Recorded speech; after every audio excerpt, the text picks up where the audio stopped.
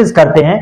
Question है, ए shopkeeper sold an article 40% loss if the selling price is 6000। हमें basically करना क्या है कि अगर सेलिंग प्राइस आपका 6000 रुपया है, सेलिंग प्राइस कितना है 6000 रुपया है, और उस सामान पे 40% का नुकसान हुआ है, मतलब वो बेचा कितना में गया है 260% में बेचा गया है।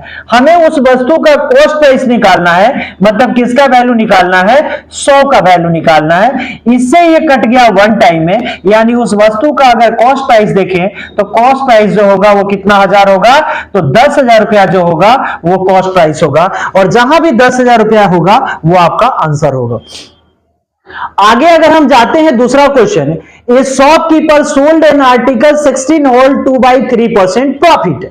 यह बोला गया है कि एक आर्टिकल को 16 होल 2/3% प्रॉफिट पर बेचा गया है। इसका मतलब है कि इसका फ्रैक्शनल वैल्यू 1/6 होता है। अगर 6 रुपए मेरा क्या है कॉस्ट प्राइस है, 1 रुपए के प्रॉफिट पर क्या किया गया है, बेचा गया है ना, 1 रुपए के प्रॉफिट पर बेचा गया है।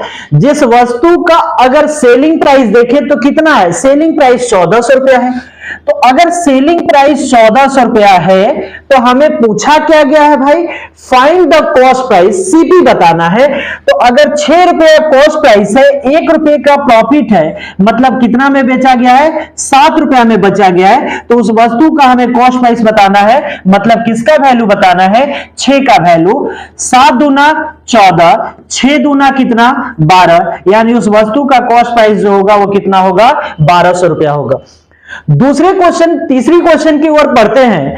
The difference between the cost price and selling price of article is 360 if the profit is 20%। अब आप देखो आपका कॉस्ट प्राइस और सेलिंग प्राइस के बीच का डिफरेंस कितना है 360 है। इस पे कितने का प्रॉफिट है 20% का, तो हमें क्या बताना है सेलिंग प्राइस बताना है। तो 20% के फायदे पर बेचा गया है, यानी 20 के टेबल से कितने बार में 6 बार में, यानी उस वस्तु का सेलिंग प्राइस जो होगा मेरे भाई कितना होगा 6 6 36 17 18 3 21 2160 रुपया जो होगा उस वस्तु का सेलिंग प्राइस होगा, और 2160 रुपया यहां है, यही आपका आंसर है।